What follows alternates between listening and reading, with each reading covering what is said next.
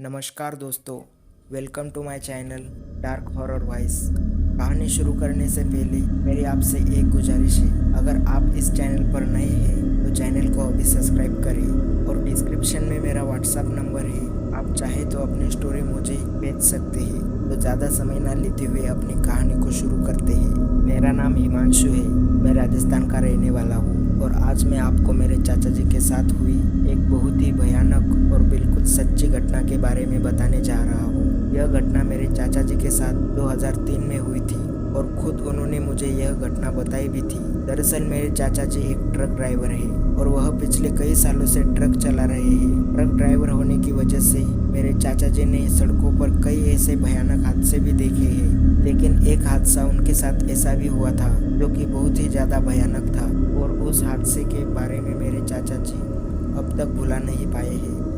खैर, अब मैं आपको वह भयानक घटना बताता हूँ जो कि मेरे चाचा जी के साथ हुई थी। यह बात 2003 की है। तब मेरे चाचा जी ट्रक से किसी सामान की डिलीवरी करने हिमाचल प्रदेश जा रहे थे। उस समय मेरे चाचा जी को ट्रक चलाते हुए ज़्यादा समय नहीं हुआ था, इसलिए तब उन्हें ट्रक ड्राइविंग का ज़्यादा एक्सपीरियंस नहीं था। तो साल 2003 में एक बार मेरे चाचा जी अपना ट्रक लेकर हिमाचल प्रदेश जा रहे थे।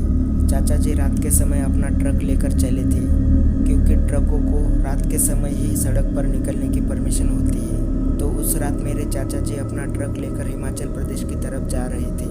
फिर तभी रास्ते में उनको ट्रक चलाते हुए नींद आने लगी। चाचा जी पिछले कई रातों से सोए नहीं थे, जिस वजह से उस रात उन्हें ट्रक चलाते समय नींद आ रही थी। किसी भी ट्रक ड्राइवर के लिए ट्रक चलाते समय नींद आना बहुत ही खतरनाक बात होती है, क्योंकि अगर ट्रक चलाते समय ड्राइवर को नींद आए तो इससे ट्रक ड्राइवर का एक्सीडेंट हो सकता है।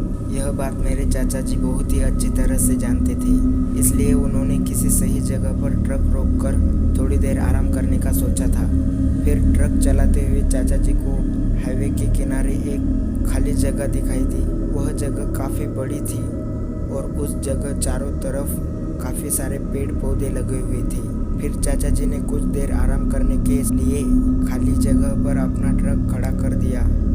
जब चाचा जी ने उस जगह पर अपना ट्रक रोका था, उस समय रात के 3 बज रहे थे। उस समय तक चाचा जी हिमाचल प्रदेश के सिर्फ आधे रास्ते तक ही पहुंच पाए थे, इसलिए उन्होंने सोचा था कि 1-1.5 घंटे सोने के बाद हिमाचल प्रदेश की तरफ चल देंगे। फिर उस खाली जगह पर ट्रक खड़ा करने के बाद चाचा जी ने अपने ट्रक के दोनों दरवाजों को अंदर से लॉक कर लिया और फिर वह सोने के लिए अपनी सीट पर लेट गई। सोने से पहले चाचा जी ने अपने ट्रक पार्किंग की हेडलाइट जला दी थी, ताकि अगर कोई दूसरा ट्रक ड्राइवर उस जगह पर ट्रक खड़ा करने की सोचे तो उसे चाचा जी की ट्रक दिखाई पड़ी।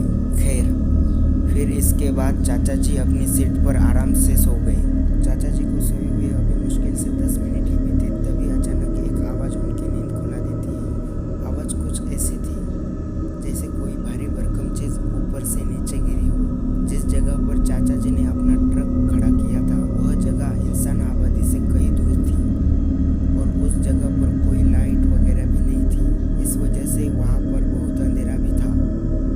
ऐसी सुनसान जगह पर उस आवाज़ को सुनकर चाचा जी काफ़ी हैरान हो गए।